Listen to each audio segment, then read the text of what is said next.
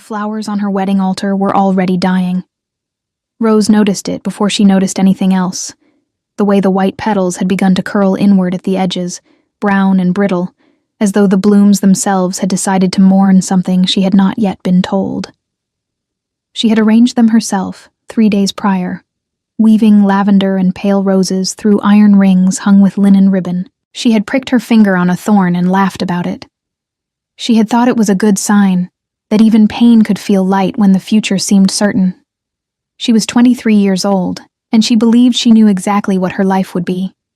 The great hall of Ashvale Manor smelled of beeswax and pine resin, and the morning light came in sideways through the tall leaded windows, casting long gold rectangles across the stone floor. The guests had not yet arrived. The ceremony was set for midday. Rose stood at the far end of the hall in her linen dress. Ivory, simple, the kind her mother would have approved of, and she told herself that the hollow feeling in her chest was only nerves.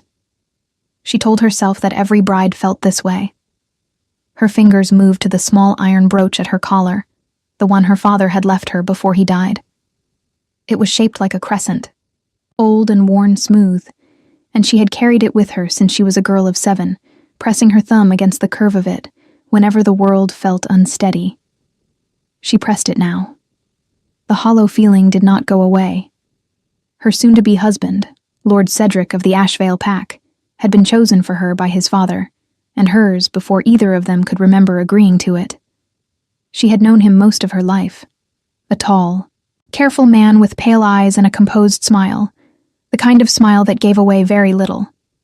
She had told herself, over the years, that composure was not coldness, that quiet was not distance, that the absence of warmth was not the same as the presence of something wrong.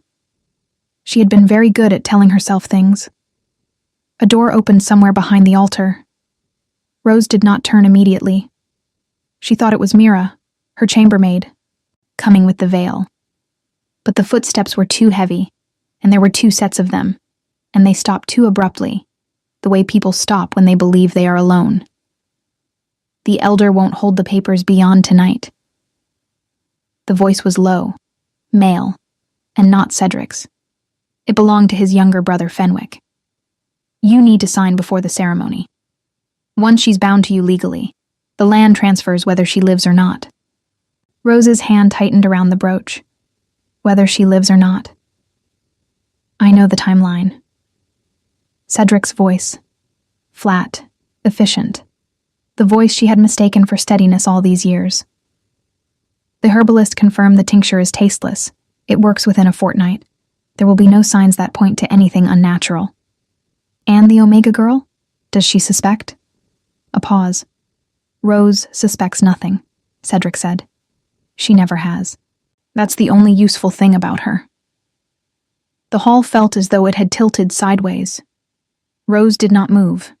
She could not move. Her boots were fixed to the stone floor as though the cold had crept up through the soles and into her bones, locking her in place. The brooch cut into her palm. She did not feel it. Omega. They called her that the way someone calls a tool by its category, not her name, not her person. A classification, a container for something they intended to empty and discard. She had known, in the dim way one knows things they refuse to look at directly, that she was considered low-ranking in the world of the packs. She had no wolf. She had never shifted. She had grown up in the borderlands of this world, half inside it and half out, claimed by a pack through her father's bloodline, but never truly belonging. She had spent her whole life being quietly, politely overlooked. She had thought Cedric saw past that. She understood now that he had only seen further use for it. Her mind began to work before her body caught up. She catalogued what she knew with the eerie calm of someone in shock. The land was hers by her father's will, a stretch of northern territory near the Greywood border that she had never thought much about. The ceremony was at midday. The papers were with the elder. The tincture. She pressed her lips together. The tincture was tasteless. She thought of the tea Cedric had brought her each morning for the past week. Herbal, he'd said. For your nerves before the wedding. Her stomach turned over. She moved before she decided to move. Rose stepped backward, slowly, 1 foot at a time, until the stone pillar behind her pressed cold against her shoulder blades. She kept her breathing shallow. She kept her steps silent. The voices continued behind the altar, Fenwick asking something about the pack elder's loyalty, Cedric answering in that same efficient tone, and she used the sound of them to cover the soft drag of her boots against the floor. She reached the side corridor. She ran. Not the way a person runs in panic. Not blindly. Not with noise. She ran the way someone runs when they understand that making a sound will cost them everything. She pulled her skirts up with both hands and moved through the servants' passage that ran alongside the manor's eastern wall, the one she had memorized years ago as a child playing in a house that was never quite hers. The passage smelled of old wool and tallow, and the ceiling was low, and she had to duck beneath a rusted hook where cloaks were sometimes hung. She grabbed one as she passed. Dark wool, heavy, someone's riding cloak left on the hook since autumn. She wrapped it around her shoulders without stopping. The passage led out near the stables. The stable hand, a boy of perhaps 16, looked up from his work with wide eyes when she came through the door. She pressed a finger to her lips. She did not know if he would hold his silence. She did not wait to find out. She went to the nearest stall, to the brown mare she had ridden a dozen times before, and she had the animal saddled in 3 minutes, with hands that only shook slightly. She did not take the main road. She took the eastern path, the narrow one that wound into the gray wood along the ridge, the one that traders used when they wanted to avoid the pack's border checkpoints. She knew it ended somewhere near the river crossing, and after the river crossing, she did not know what came next. She told herself that not knowing was acceptable. She told herself she would figure it out. The morning air hit her like cold water when she cleared the manor gates, sharp, smelling of pine and frost and damp earth, and she leaned over the mare's neck and urged her faster. Behind her, Ashvale Manor grew small and then disappeared behind the tree line. The white flowers on the altar were still dying. The tea she had drunk that morning sat in her stomach like a stone. She rode until the trees thickened and the light turned green, and the sound of the manor bell, ringing noon, ringing the start of a ceremony for a bride who was already gone, faded into the distance. Then she stopped. She pressed her forehead against the mare's warm neck and allowed herself exactly 1 moment of falling apart. Just one. She felt the shaking move through her from her hands to her shoulders, felt the tight, burning pressure behind her eyes, felt the truth of the morning settle into her body like something permanent. They had planned to kill her. The man she had agreed to build a life with had looked at her across dinner tables and council rooms and quiet evenings and had already decided how long she had to live. She lifted her head. The forest was very still. Somewhere above, a bird moved through the branches. The mare exhaled, a long, warm breath that fogged in the cold air. Rose straightened her spine. She pressed her thumb once more against the crescent brooch. Her father's brooch, the only thing that had ever truly belonged to her. And she looked at the path ahead, narrow, root-crossed, disappearing into shadow. She nudged the mare forward. She had no plan yet. She had no allies. She had no wolf, no pack, no name that carried weight in this world. She did not even know what she was. That question had followed her since childhood like a stone in her shoe, always present, never answered. What are you, Rose? Not quite human, not quite wolf, something that didn't have a category. She had always found that question frightening. She did not know yet that the most dangerous man in the known territories would ask her that same question within 48 hours, and that her inability to answer it would change everything. The river crossing was worse than she remembered.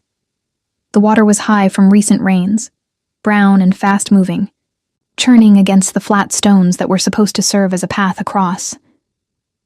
Rose sat on the mare at the bank's edge and looked at the crossing for a long moment, calculating. The stones were slick. The current pulled hard to the left. The far bank was close enough to see. Dark soil, exposed roots, a fallen log half submerged. But close and safe were not the same thing. She went anyway. The mare hesitated twice, and both times Rose kept her voice low and steady, murmuring against the animal's flattened ears, coaxing rather than commanding. The water came up past the mare's knees at the deepest point and soaked through Rose's boots entirely, and the cold of it was immediate and vicious, climbing up through her legs and settling in her lower back like a fist. She kept her eyes on the far bank. She did not look at the current. They made it across. Rose dismounted on the far side and stood for a moment with her hands on her knees, breathing. Her skirts were soaked from the knee down, heavy and clinging, and the riding cloak she'd taken from the stable hook was already beginning to smell of wet wool. She wrung out what she could from the hem, which was very little, and she remounted and continued north along the tree line because north was away, and away was the only direction that made sense. By the time the light began to change, the gold of midday going gray, the shadows between the pines lengthening, she was deep enough into the gray wood that the trees blocked most of the sky. She could hear the manor bell no longer. She could hear nothing except the mare's breathing, the occasional drip of water from branches overhead, and the soft percussion of hooves on pine needles. She was also starting to feel unwell. It had begun as a dull ache behind her eyes, the kind that comes with cold and fear and no food since the previous evening. But by the time she registered it clearly, it had moved into her joints, her wrists, her knees, the deep hinge of her hips, and the cold of her wet clothing was no longer merely uncomfortable. It was making her slow. Her thoughts had begun to feel muffled, as though arriving from a slight distance, and once she noticed that, she noticed also that her grip on the reins had loosened without her deciding to loosen it. The tea. She didn't know how much she had consumed before she'd stopped. She didn't know what the herbalist had used, or how quickly it moved through a body. She only knew that the aching in her joints felt different from ordinary cold, and that the fogginess in her mind was moving inward rather than lifting. She needed to stop. She needed warmth. She had neither. The mare made the decision for her, in the end.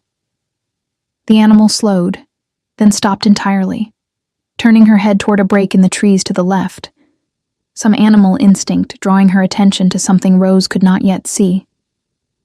Rose let her go. The mare picked a careful path through a stand of young birch trees, white-barked and close together, and emerged into a small clearing where a structure stood, a hunting cabin, old, the logs darkened with age and weather, the roof thick with moss. A woodpile sat against the eastern wall under a rough shelter of pine boards. The door was closed, but not barred. Rose slid from the saddle and nearly went down when her legs met the ground. She caught herself against the mare's flank, stood still for a moment, breathed. Then she unsaddled the mare with clumsy, aching fingers and tied her to the woodpile shelter with enough line to graze the clearing's edge, and she pushed open the cabin door and went inside.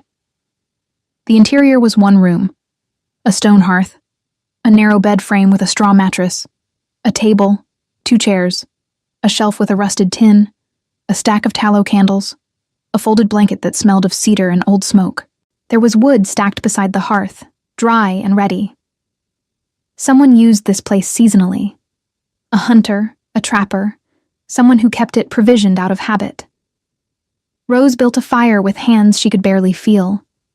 It took 4 attempts to get the flint to catch, and by the time the kindling took and the first real flame appeared, she was sitting on the hearthstone with her forehead nearly touching the iron grate, close enough that the heat arrived like a relief so sharp it was almost painful. She peeled off her boots, spread her wet skirts as close to the fire as she dared, pulled the cedar blanket around her shoulders. She did not sleep.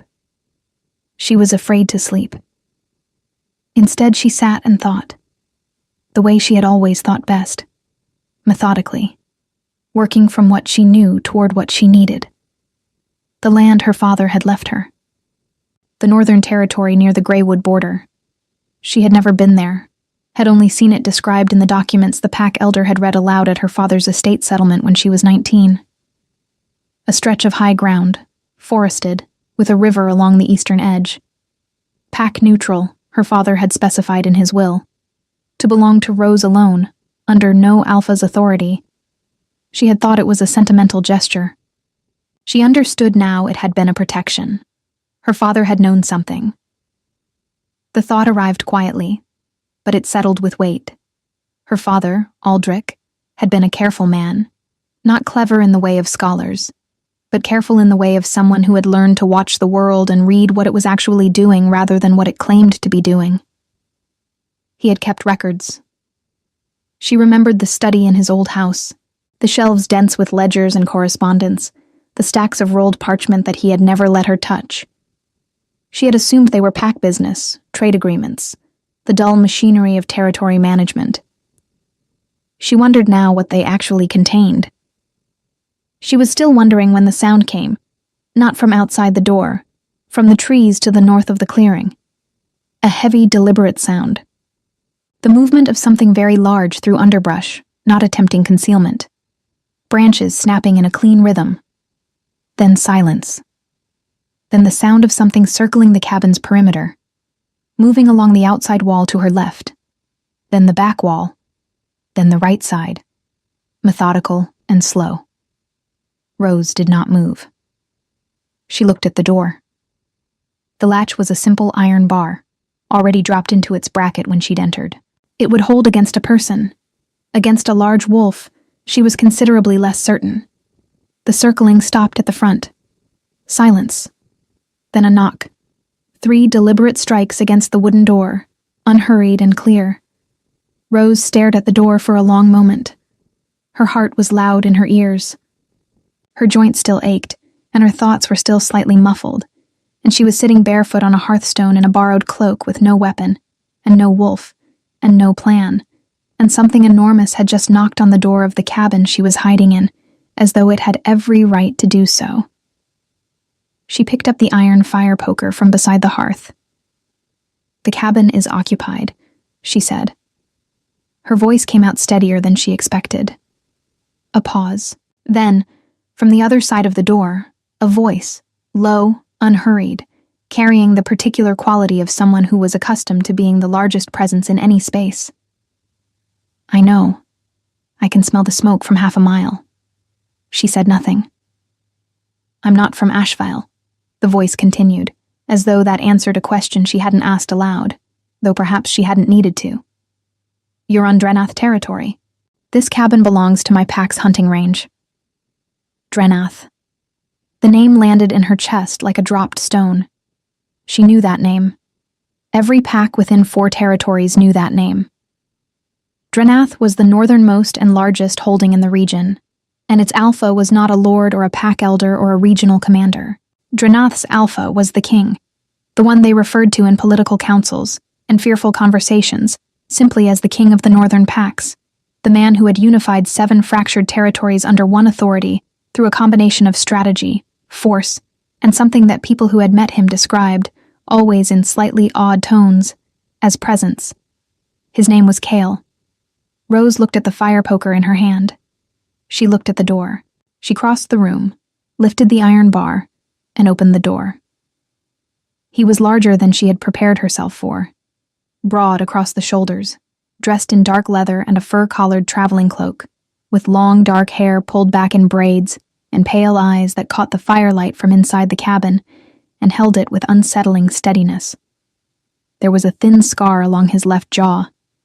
He stood in the doorway without leaning on it, without filling it aggressively, simply occupying it the way a stone occupies the center of a river, without effort, without apology. He looked at her, not at her disheveled state, not at her wet skirts or her bare feet or the fire poker she still held in her right hand. He looked at her face, and his expression moved through something she couldn't quite name. Recognition, maybe, or something adjacent to it, before settling into a careful, composed stillness. "You came from Ashvale," he said, not a question. "I left Ashvale," she corrected. Something shifted in his expression. Almost, the edge of something that wasn't quite a smile. He looked at her for another long moment, that steady, unreadable study. And then he said, quietly, and with what seemed like genuine puzzlement rather than cruelty, "What are you?" Rose looked back at him. The fire crackled behind her. Outside, The wind moved through the pines. Somewhere in the dark clearing, the mare shifted her weight and was quiet. Rose had been asked that question her entire life. She had deflected it and avoided it and lived around it the way one lives around a damaged floorboard, knowing it is there, stepping carefully, never pressing too hard. She had no answer now any more than she ever had. "I don't know," she said. It was the most honest thing she had said to anyone in years. He did not laugh at her answer. That was the first thing she noted, that he received her confession of not knowing what she was, with the same composed attention he might give a map or a report from one of his commanders. No mockery, no visible surprise. He simply held the information, turned it over somewhere behind those pale eyes, and then stepped back from the doorway. "You need a healer," he said. It was not a question either. She had begun to understand that very few things Cale said were questions. He observed, he concluded, he stated. The interrogative was reserved for things he genuinely could not determine on his own. "I'm fine," Rose said, which was not entirely true, and which she suspected he already knew. "You're gray," he said, "and you've been holding that fire poker for 3 minutes without lowering it. Your grip is inconsistent. Something is moving through your system that shouldn't be." She looked down at her hand. He was right about the grip. Her fingers were trembling faintly against the iron, and she had not noticed because the trembling had become constant enough to feel like stillness. She lowered the poker. "There may have been something in the tea I was given this morning," she said, and the words tasted strange in her mouth. The first time she had said it aloud to anyone. The first time the reality of it had been spoken into open air rather than held inside her chest where it had been burning since the manor hall. His expression did not change, but something in his posture did. A very slight shift, the kind that spoke of a decision being made. "My camp is a 1/4 mile north," he said. "You'll ride. I'll walk beside you. I don't need—" "You nearly fell when you dismounted," he said. "I watched from the tree line." Rose closed her mouth. The admission that he had been watching, not intrusively, not predatorily, but with the focused attention of someone assessing a situation before entering it, should have unsettled her more than it did. Perhaps she was too tired for proper alarm. Perhaps the aching in her joints had begun to dull her edges. She put her boots back on. It took longer than it should have. She did not ask him to help her, and he did not offer. He waited by the door while she laced them, patient and still in the way that very large, very certain things are still. Not suppressing movement, simply not requiring it. When she stood, she took the riding cloak and the brooch and left everything else. Outside, the cold hit her immediately. The fire she'd built had warmed the cabin to something bearable, but the night air of the Greywood carried a different kind of cold. The deep, resinous cold of old forest, smelling of pine sap and frozen earth and something faintly mineral, like stone after rain. The mare was where she'd left her, and when Rose untied her, the animal leaned briefly against her shoulder in the uncomplicated way horses offer comfort. Cale walked, true to his word, and she would come to understand that his word was always true in the specific technical sense that he said exactly what he intended. He walked beside the mare at a pace that was unhurried and steady, one hand loose at his side, the other resting occasionally on the hilt of the long blade at his hip, not in threat, in habit. She watched him from the mare's back and said nothing, and he said nothing, and the forest moved around them in its nighttime vocabulary of wind and branch, and the distant sound of water. The camp was larger than she expected. She had imagined. She didn't know exactly what she had imagined. A fire, perhaps, a few tents, a handful of guards. What she found instead was a structured encampment of perhaps 30 people. Canvas pavilions arranged in a deliberate pattern, a central fire large enough to give real heat, horses picketed in a line along the western edge, sentries at the perimeter who acknowledged Cale's return with a slight nod and looked at Rose with carefully neutral expressions. A cook fire, the smell of roasted meat and something herbed. A woman met them at the camp's edge, sharp-featured, dark-haired, wearing a healer's satchel across one shoulder, and the expression of someone who had been woken from sleep and had decided to be professional about it. "This is Sarah," Cale said. "She'll determine what was used." Sarah looked at Rose with the brisk, unsentimental assessment of someone accustomed to bodies in various states of damage. "Sit down before you fall down," she said, which Rose appreciated for its honesty. She sat. Sarah worked efficiently, checking Rose's pulse at the wrist and throat, pressing carefully along her jaw and the sides of her neck, asking questions in a clipped, practical tone. What did the tea smell like? How much had she consumed? When did the joint aching begin? Rose answered everything with the same methodical precision she'd used on herself, by the fire. Stripping emotion out, reporting only fact. It was easier that way. "Grayleaf root," Sarah said, finally sitting back. "Slow-moving, accumulative. Whoever dosed you was patient. This was meant to build over days rather than act at once." She looked at Rose with something that was not quite sympathy, but was adjacent to it. "If you'd stayed through the ceremony and the first week after, you wouldn't have understood what was happening to you until it was too late to act." The words dropped into silence. Rose absorbed them. She had known this intellectually since the Manor Hall, since hearing Cedric's voice describe it to his brother in flat, efficient terms, but knowing and hearing it confirmed by a healer who had read the evidence in her own body were different things. The second was physical, in a way the first was not. It settled into her bones along with the gray leaf, and it hurt. "Can you address it?" Cale asked. He had remained nearby, not hovering, not looming, standing at a distance that was close enough to be present and far enough to allow space. She noticed that about him repeatedly, the precision with which he calibrated proximity. "Yes," Sarah said. "It'll take tonight and most of tomorrow. She'll need warmth, water, and rest, and she needs to keep eating to push it through." She looked at Rose again. "You're stronger than you look. Whatever your constitution is, it slowed the absorption considerably." Whatever your constitution is. Even the healer said it that way. The small hesitation, the unspecific phrasing, the same instinctive uncertainty that people had always expressed around Rose, without knowing what they were expressing. A tent was prepared for her. It was not elaborate, a sleeping roll, blankets, a low brazier of coals, but it was clean and warm, and no one had put anything into her food that was meant to kill her, which by that evening's standards felt like extraordinary luxury. Sarah brought her broth and a bitter tincture that she said would accelerate the gray leaf's clearing, and Rose drank both without complaint. She slept, despite herself. The exhaustion was simply too complete. She dreamed in fragments, not memories, not quite visions, but something in between. Dark water, a crescent moon, very close, close enough to touch.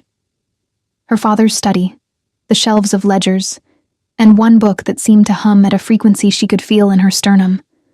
Her own hands, opening it. Pages that weren't written in any language she knew, and yet she understood them completely. She woke before dawn, breathing hard, the dream dissolving before she could hold any piece of it still enough to examine. The camp was quiet. The brazier had burned low. Through the gap in the tent's entrance flap, she could see the sky beginning to lighten at the eastern edge. That first gray-purple shift that comes before any warmth arrives, the sky deciding to become day before the sun has agreed to it. She pulled the blanket around her shoulders and sat with her knees drawn up and thought about her father's study. He had kept records of everything. He had been particular about it. Meticulous in the way of someone who understood that documentation was its own form of armor. After his death, the study had been sealed pending the estate's legal settlement. She had been permitted to take only personal items: the brooch, a portrait, 3 books from the general shelf. Everything else had passed into the pack elder's custody for review. She had never thought to question that. At 19, grieving and unsteady, she had accepted the procedure as ordinary. She was no longer 19. She was also no longer the version of herself who accepted the shape of things without asking who had drawn the outline. The tent flap moved. Kyle stood at the entrance, not entering, observing the boundary, and looked at her with that same careful attention he'd used since the cabin. In the pre-dawn light, his face was less readable than before, all shadow and strong angles, but his eyes carried that pale, focused quality that seemed to work independently of light conditions. "You're awake early," he said. "So are you. I don't sleep much." He said it without complaint or pride, simply a fact. "How do you feel?" She took an honest inventory. The joint aching had diminished considerably, still present, but no longer the consuming thing it had been. Her thoughts were clearer. Her grip, when she flexed her fingers, was steady. "Better," she said. "Enough to think." He was quiet for a moment. Then, "What are you thinking about?" "My father's study," she said, "and whether the pack elder who sealed it after his death had any reason to make sure certain records never came to light." The silence that followed was the particular kind that forms when someone receives unexpected information and weighs it with genuine seriousness rather than dismissing it. "Tell me about your father," Cale said. He did not come inside the tent. He sat at the entrance, his back against the tent post, the sky lightening behind him, and he listened. And she talked, and the words came out in the careful, organized way that things come out when they have been stored for a long time in a person who needed to be quiet about them. She talked about Aldrich, about the study, about the land he'd left her, about the will and the estate settlement, and the pack elder named Oswin who had managed all of it with smooth, practiced efficiency and a sympathy that now, recalled in this new light, seemed considerably more performed than genuine. When she finished, Cale was quiet for a moment. "Oswin of the Asheville Council," he said, "has been under Drenath observation for 14 months. Rose stared at him. "For what reason?" she asked, though some part of her had already begun assembling the answer. "Land irregularities," Kyle said. "Territory that appears neutral on record but has changed hands in ways the documentation doesn't support." He looked at her steadily. "Your father's northern holding appeared in those records 8 months ago. We couldn't determine the legal owner." The crescent brooch was warm in Rose's palm. "It's mine," she said. "I know that now," Cale said. The sky outside had gone from gray-purple to the first pale gold of actual morning, and the camp was beginning to wake around them. The soft sounds of people rising, the rekindling of the central fire, the low voices of guards exchanging the watch. Rose looked at the man sitting at the entrance of her tent, who had walked beside her horse in the dark and had not once asked her to be grateful for it, who had listened to everything she said and had confirmed that the shape of things was even darker than she had understood, and who had still, through all of it, not told her what to do next. He was waiting, she realized. He was waiting to see what she would decide. She decided before the sun had fully cleared the tree line. "I want to see those records," Rose said. "The ones from your observation of Oswin. Everything Drenath has collected." Cale nodded once, as though this was precisely what he had expected her to say. He rose from the tent entrance and said, simply, "Come when you're ready," and walked away without adding conditions or qualifiers, or the particular brand of gentle discouragement that men so often wrapped around requests from women they considered fragile. She was ready in 10 minutes. Sarah intercepted her at the camp's central fire with a cup of something hot and a piece of bread, and Rose ate while walking because there was no time to sit, and the healer seemed to understand this, falling into step beside her briefly to check her pulse once more before peeling away with a satisfied nod. Kyle's command tent was larger than the others, but not lavish. A working space. Maps spread across a wide table, weighted at the corners with smooth river stones, correspondence stacked in ordered piles, 2 oil lamps burning with clean, steady flames. The smell of the space was cedar and ink and leather, and underneath those, something that Rose's senses registered without her permission. The particular warmth of a space that belonged to someone specific, the way a room absorbs the presence of its occupant and holds it. She looked at the maps. A man stood at the table's far end, silver-haired, compact, wearing the practical dark clothing of someone whose role was information rather than combat. He looked up when she entered, and his eyes moved briefly to Cale with a question in them. "This is Rowan," Cale said. "He leads Drenath's intelligence work. Show her the Oswin file." Rowan looked at Rose for a moment, with the assessing gaze of someone deciding how much trust to extend and on what basis. Then he reached into a leather document case and withdrew a folded bundle of papers, setting them on the table in front of her. She read. The documents were meticulous. Rowan's work clearly, precise and organized. The kind of record-keeping that matched her father's in its understanding that documentation was armor. What they contained was worse than she had imagined, and simultaneously, exactly what some cold, clear part of her had suspected since she sat by the cabin fire and thought about her father's study. Oswin had been falsifying Pack territory records for at least 6 years. Land that appeared neutral on the official rolls had been quietly reclassified, boundary markers adjusted in documents while the physical land remained unchanged. Legal ownership transferred through a chain of Pack Council signatures that created the appearance of legitimate process, while concealing that the original owners had never agreed to any of it. In several cases, those original owners had died under circumstances recorded as illness or accident. Her father's name appeared in the documents 4 times. Rose set the papers down. She pressed her palms flat against the table and breathed slowly and deliberately, the way she had in the manor hall when she first heard Cedric's voice and felt the floor go out from under her. She had learned in the past 24 hours that she could absorb terrible information if she gave her body something physical to anchor to. Flat palms on a table, cold stone under her feet, the rough texture of a brooch against her thumb. "My father didn't die of fever," she said. The room was quiet. "We don't have proof of that specifically," Rowan said carefully. "But the pattern is consistent with the others. Then we find proof," Rose said. She lifted her eyes from the table and looked at Cale.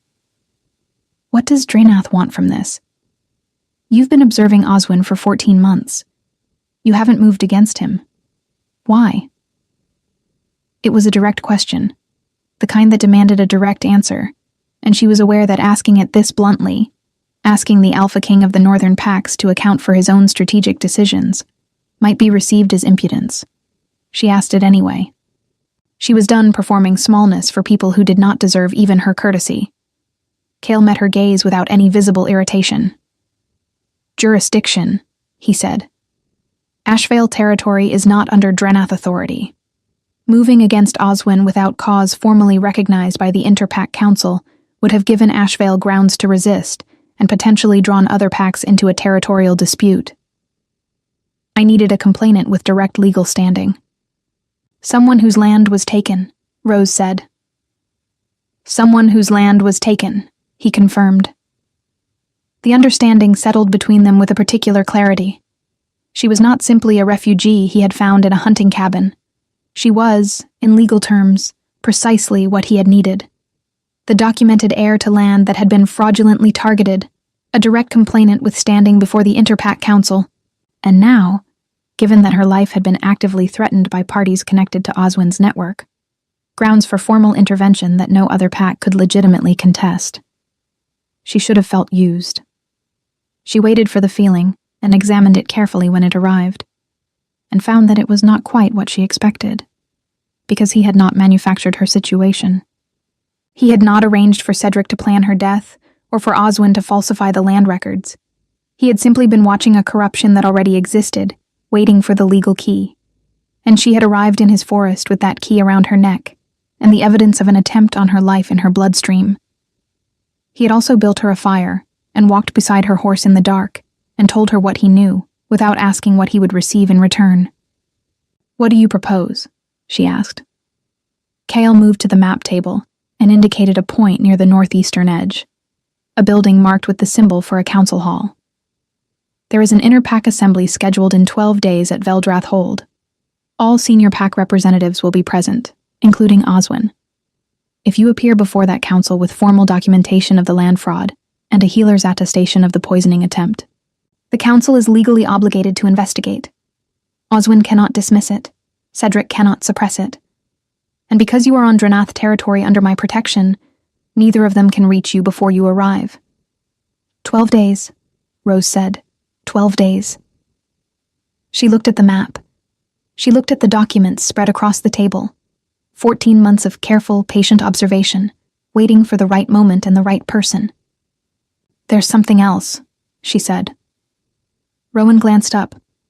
My father's study was sealed after his death and placed in Pack Elder custody. Oswin's custody. She kept her voice even. If there are records in that study that document what he knew, what he had discovered about the land manipulation, those records are currently in the possession of the man responsible for his death. Yes, Cale said. Can they be retrieved? The pause that followed was brief, but specific. That would require entering Ashvale territory without invitation, Rowan said, which, under current Interpack law... Rowan, Cale said quietly. Rowan stopped. Cale looked at the map for a moment, then at Rose. Give me 2 days to arrange it, he said. She understood then the full weight of what he was offering. Not comfort, not reassurance, but action. The specific, costly, legally complicated action of a king choosing to move on behalf of someone with no army, no pack, and no wolf, because the cause was just, and the evidence was clear, and some part of his own code of authority apparently required that power be used for something other than its own preservation. She did not thank him effusively. She suspected he would find that uncomfortable. Then I need to know what was in those records before I stand before the council, she said. Whatever my father knew, I need to know it first. Kyle looked at her steadily. Agreed. The days that followed had a particular texture, purposeful and contained, the feeling of a spring being compressed before release. Rose spent them in the command tent with Rowan, working through the documentation, building the legal framework of her complaint with the methodical precision that she had always been better at than anyone in her life had paused to notice. She had her father's attention to record, and her mother's composure under pressure, and something else beneath both of those. Something that had no name yet. A quality of perception that allowed her to see the shape of a problem from multiple angles simultaneously, to hold several threads of logic at once without losing any of them. Rowan noticed it on the second day. Where were you educated? He asked, not unkindly, looking up from a document she had just annotated with 3 precise observations that had taken him considerably longer to reach independently. Mostly alone, she said. My father's library. Rowan looked at her for a moment in the assessing way he had, and then went back to his work. But she caught the slight adjustment in how he addressed her afterward. A fractional increase in directness. The small recalibration of someone revising an estimate upward. On the third night, the team Cale had sent into Ashvale returned. They came in after dark, 4 of them, quiet and efficient, and they brought with them a locked document case that smelled of old paper and cedar oil. Her father's smell. So specifically and unexpectedly, his that Rose had to stand still for a moment in the middle of the camp, with her hand pressed over her mouth. She opened the case at the map table, under the oil lamps, with Kyle standing nearby. The contents were extensive, years of correspondence, ledgers, and at the bottom of the case, a sealed letter addressed in her father's handwriting to a name she did not recognize, with a secondary notation beneath. If I cannot deliver this myself, it must reach her. Rose will know what to do with it. Her hands were very steady when she broke the seal. The letter was long. She read it twice, standing, and then she sat down because her legs had quietly decided they were finished with the upright position. Her father had known about Oswin for 3 years before his death. He had documented the land fraud carefully, had identified at least 4 other families whose territory had been taken through the same method. He had also discovered something else. Something that explained, at last, the question that had followed Rose her entire life like a shadow she couldn't outrun. Her mother had not been a pack wolf. Her mother had been something older, a bloodline so rare that most packs had stopped believing it existed. A line connected, her father wrote carefully, to the founding covenant of the old territories, before the pack system had formalized, when the bond between Wolfkind and the land itself had been something different from what it had become. Her mother's people had been called groundkeepers in the oldest records.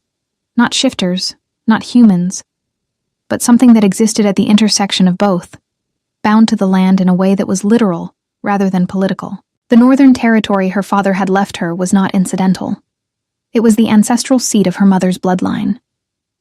It had been in that family for 300 years before the pack system had drawn its lines around it and called it neutral territory, and gradually, generation by generation, forgotten what it actually was. Oswin had not forgotten. Oswin had known exactly what he was trying to take. Rose set the letter down. She looked up at Cale, who had been reading quietly beside her, and found him already watching her with that steady, careful attention. Not pity, not calculation, but the focused regard of someone who has just received important information and is waiting to understand what it means to the person it belongs to. "You asked me what I am," she said. "I did," he said. "I think," she said slowly, "that I'm the last of something." The oil lamps burned steadily. Outside, the camp was quiet. The forest pressed close and dark around them, and somewhere in it, the land that had waited 300 years to be claimed by the right hands was waiting still. The road to Veldrath Hold took 4 days.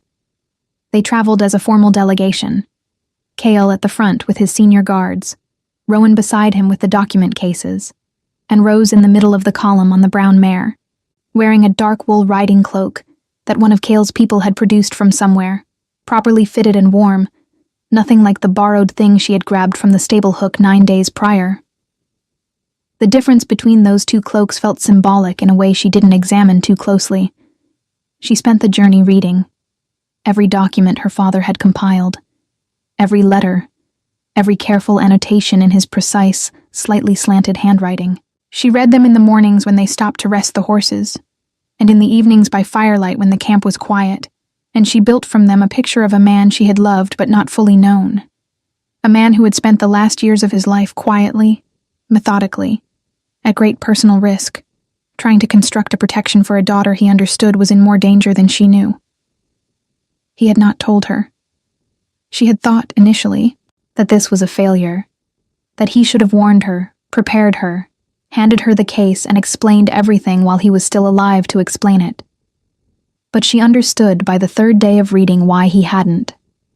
Because the danger was real, and Oswin's reach was long, and the safest version of Rose was one who genuinely did not know, who moved through her life with authentic ignorance, who could not be pressured into revealing information she had never been given.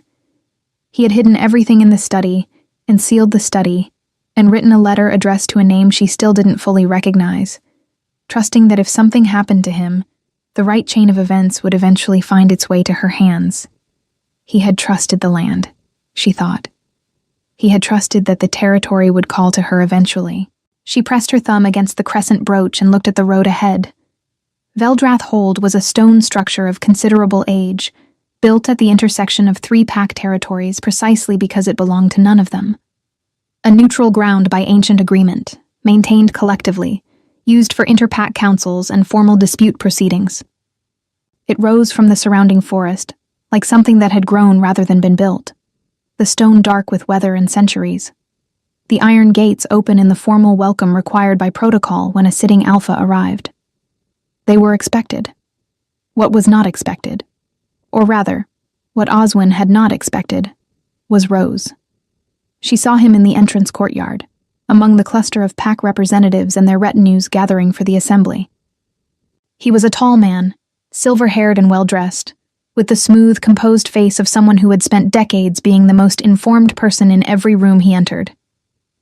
He was speaking with Cedric when Rose rode into the courtyard, and she watched the exact moment he saw her, the fractional pause, the microscopic tightening around his eyes, the performance of recovery that followed so quickly that anyone not specifically watching for it would have missed it entirely. Cedric went pale.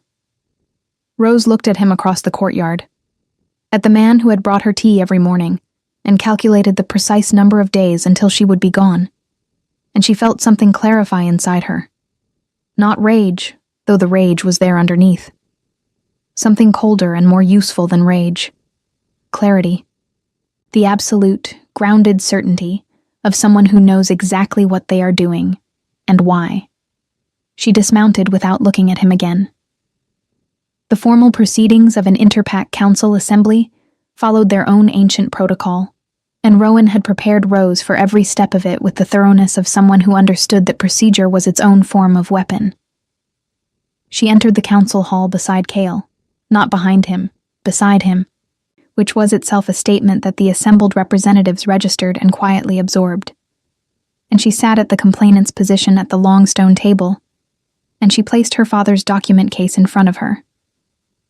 The council elder, a woman named Hadra, whose age was impossible to determine, and whose authority in this space was absolute, called the assembly to order. Oswin attempted, twice, to raise procedural objections before the formal complaint was even presented. Hadra dismissed both with the particular efficiency of someone who has heard every procedural objection that exists and is no longer impressed by any of them. Rose stood. She spoke for 40 minutes. She had not prepared a speech in the traditional sense.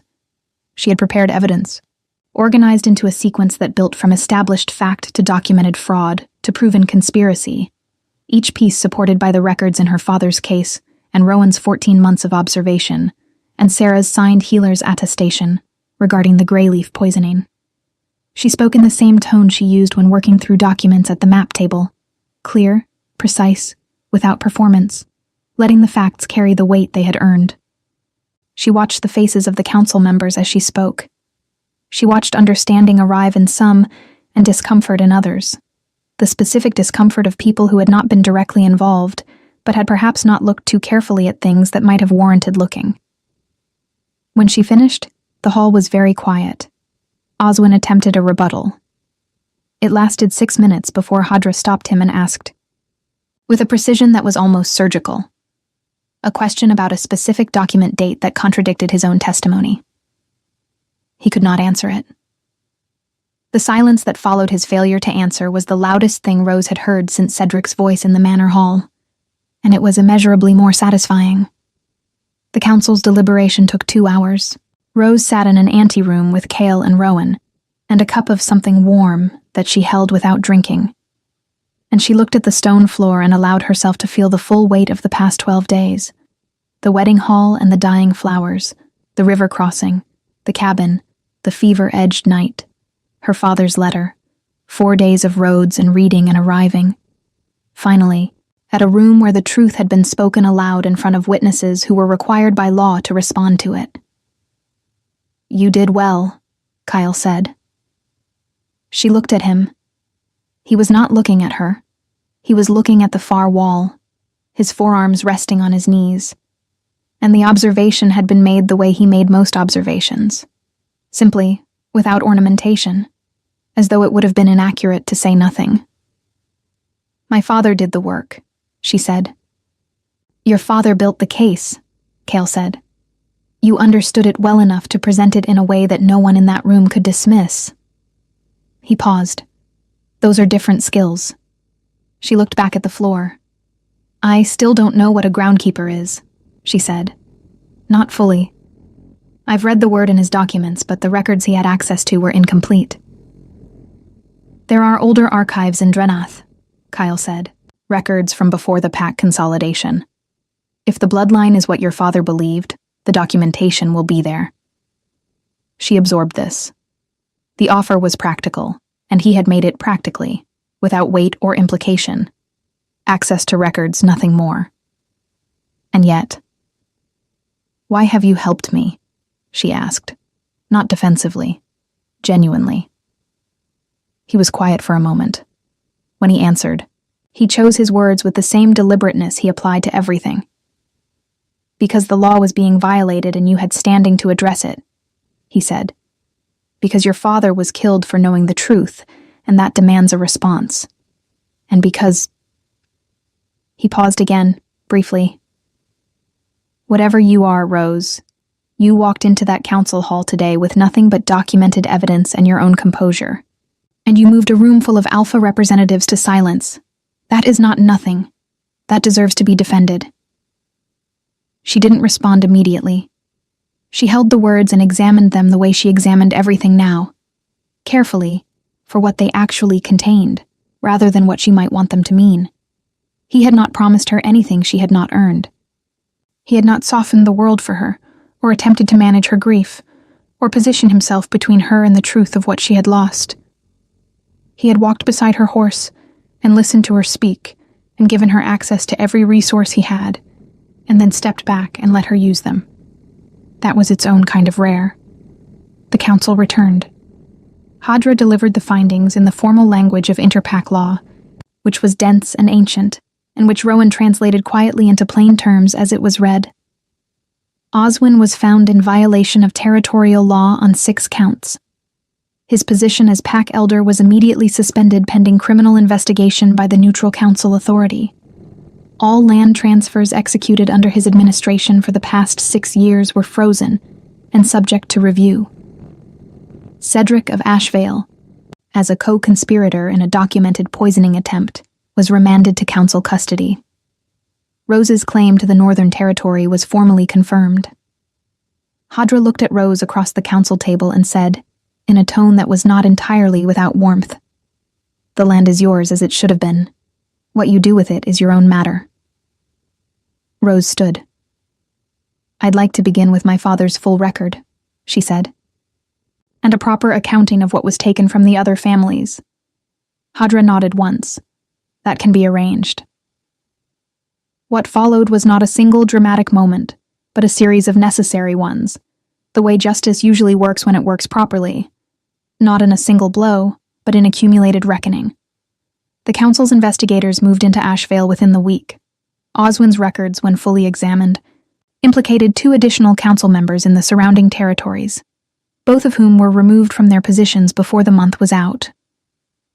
The families whose land had been taken were identified, their claims reviewed, their territories restored, where restoration was possible. Cedric stood before the council 3 weeks later and offered no defense that held, because there was none to offer. Rose was not present for his formal sentencing. She had already left Veldrath Hold by then, traveling north with a small Drenath escort toward the territory that had waited 300 years for her to claim it. The land, when she reached it, was exactly what her father's documents had described. High ground, heavily forested, a river along the eastern edge that ran clear and cold over dark stones. She stood at the boundary marker on the first morning and put her bare hand against an old oak tree at the tree line and felt something she had no language for yet. A recognition, moving upward from the earth through the tree and into her palm, the particular warmth of something that had been waiting. She was the last of a line that had nearly been erased. She was also, she understood now, the beginning of whatever came next. Cale arrived 3 days after she did, which she had not expected, and which she did not show surprise about, because she was getting better at receiving the unexpected with equanimity. He came with a small retinue and a letter from Rowan that contained, among other things, a reference to the Drenath archives, and a list of texts that contained historical documentation of the Groundkeeper bloodline. He stayed for a week. They talked, mostly, at the river in the mornings, in the evenings by the fire in the old stone structure she had begun to clear and repair with the help of his people, and 2 local families who had appeared on the 3rd day, apparently having heard that someone had finally come to the Northern Territory and intended to stay. He told her about Drenath, about the particular difficulties of holding 7 territories in genuine, rather than merely formal unity. She told him about her father's library, about the education she had assembled alone from books that had no curriculum, about the years of being in a world that didn't have a category for her, and learning to treat that as information rather than insult. On the last evening before he left, they sat on the ridge above the river as the sun went down, and he said without preamble, "You're going to need alliances. The council case has made you visible in ways that bring protection and vulnerability simultaneously." "I know," she said. "Drenath is prepared to offer formal alliance, not as a subordinate relationship, as a mutual one. The territory and its bloodline in exchange for the political standing and military reach that Drenath provides." He paused. "And whatever else develops, at whatever pace it develops, without pressure or expectation." Rose looked at the river. the last light moving across the water in long gold ribbons. She thought about the woman she had been 12 days before the wedding. The woman who had arranged dying flowers and told herself the hollow feeling was nerves and pressed her thumb against a brooch, and performed smallness so consistently she had nearly forgotten it was a performance. She thought about her father, who had built a case he never lived to present, who had trusted the land and trusted her, who had loved her in the specific, serious way of someone who prepares their child for the world as it actually is, rather than the world they wish it were. She thought about the oak tree and the warmth that had moved through her palm, and the feeling of something 300 years old recognizing something in her. Yes, she said. Not to everything, not to promises she couldn't yet see the full shape of, but to the alliance, to the standing, to the presence of someone who had walked beside her horse in the dark, and not once asked her to be grateful for it, to whatever else might develop, at whatever pace it developed. Kyle nodded once. He did not elaborate. He did not need to. In the weeks and months that followed, the Northern Territory came back to life with the specific, unhurried vitality of something that has been waiting in dormancy rather than dying. Families who had known the land before Oswin's manipulations began to return. The old stone structure became a proper hall, not grand but solid, smelling of wood smoke and pine resin and the particular mineral clarity of the river air. Rose learned, through the Drenath archives and through Rowan's careful research, and through something that seemed to come from the land itself in quiet, unasked-for moments, what it meant to be a groundkeeper, what the old covenant had required, and what it had offered, and what it might yet offer, in a world that had forgotten it existed. Oswin was stripped of every title and holding and sent into exile beyond the Pact territories, the harshest penalty the Council could impose short of death, and in many ways more complete. Cedric was held under council restriction for 2 years, and stripped of his inheritance rights, the Ashvale lordship passing to a distant cousin who had no part in any of it. The Pack Elder Hadra sent Rose a formal letter of recognition 3 months after the council proceedings, acknowledging her as the rightful holder of the Northern Territory, and in a clause that Rowan said was extraordinarily unusual for a council document, noting the ancient standing of the Groundkeeper bloodline and its historical significance to the founding of the Territorial Covenant. Rose read the letter twice. Then she folded it and put it with her father's documents, with the letter he had written to her, with the case he had built, with the crescent brooch she kept now not out of habit, but out of something more deliberate. Cale visited often, not always formally, not always with a retinue. Sometimes he arrived on horseback alone in the late afternoon and stayed to eat and talk, and left before morning.